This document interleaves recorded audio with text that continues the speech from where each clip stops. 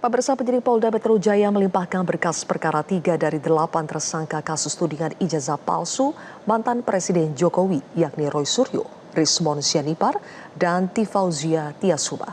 Saat ini penyidik menunggu pemeriksaan jaksa atas berkas perkara tersebut. Di Reskrimum Polda Metro Jaya, Kombes Pol Iman Imanuddin menyatakan pelimpahan berkas telah dilakukan setelah pemeriksaan terhadap para tersangka rampung. Roy Suryo, Rismon Sianipar, dan Dr. Tifa diketahui telah diperiksa pada 13 November 2025 lalu. Polisi juga telah melakukan pencegahan ke luar negeri kepada Roy Suryo CS. Penyidik saat ini masih menunggu hasil pemeriksaan terkait kelengkapan berkas dari kejaksaan sebelum menyerahkan para tersangka. Sedangkan untuk 5 tersangka lainnya dalam klaster penghasutan, yakni Egy Sujana, Kurnia Tri Royani, Rizal Fadila, Rustam Effendi, serta Damai Hari Lubis, dijadwalkan menjalani pemeriksaan pekan depan. Antara lain apa? Kami sama sekali tidak layak disebut kami. Oh iya, sudah kami limpahkan untuk 3 tersangka yang sebelumnya. Kemudian yang berikutnya tadi yang... Polisi masih menunggu kesepakatan dari pihak pelapor Jokowi untuk melanjutkan proses restoratif justice yang diajukan tersangka Egy Sujana dan Damai Hari Lubis.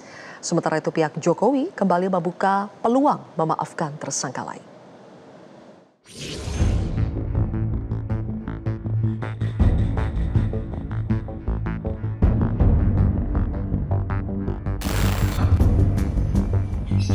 Dua tersangka kasus ijazah Jokowi, Egy Sujana dan Damai Hari Lubis, menempuh jalan damai dengan mengajukan permohonan restoratif justice ke Polda Metro Jaya. Pengajuan ini dilakukan tak lama usai pertemuan Egy dan Lubis dengan mantan Presiden Jokowi pada Kamis 8 Januari 2026. Saat itu, baik Egy maupun Lubis telah meminta maaf atas keterlibatan dalam gaduh ijazah. Di Reskrimum Polda Metro Jaya, Kombes Pol Iman Imanuddin menjelaskan bahwa proses keadilan restoratif sepenuhnya bergantung pada kesediaan kedua belah pihak. Penyidik saat ini masih menunggu respon pelapor maupun para tersangka untuk melanjutkan proses restoratif justice. RG atas kasus ijazah ya. Pilihan restoratif justice adalah pilihan para pihak. Kami sebagai penyidik tentunya akan berada pada posisi yang netral.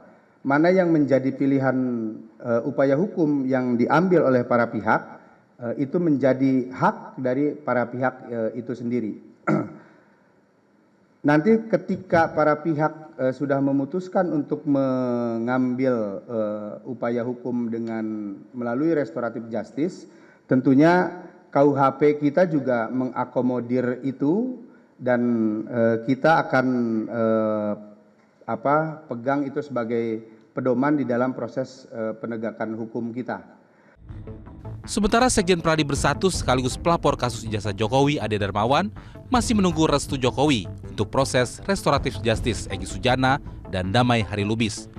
Ade juga membuka peluang restoratif justice kepada tersangka advokat Kurnia Tri Royani.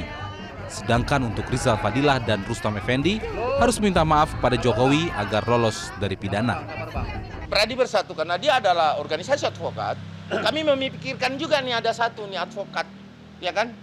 Apapun itu dampaknya tidak bagus ya. Ada berinisial K, ya? Ya betul. Jadi beliau juga ada seorang advokat. Saya rasa di dunia advokat tidak boleh lah. Berarti kami juga dibuka peluang untuk RJ ya? Kalau Pradi Bersatu membuka pastinya, tapi tetap menunggu arahan dari Bapak ya. Ya. Adapun untuk tersangka klaster kedua yaitu Roy Suryo, Rismon Sianipar, dan Tifauzia Tiasuma alias Dr. Tifa yang dianggap sebagai aktor utama diminta terus diproses hukum hingga persidangan. Ketiganya juga didesak segera dilakukan penahanan. Tim Liputan Metro TV. Jelajahi cara baru mendapatkan informasi. Download Metro TV Extend sekarang.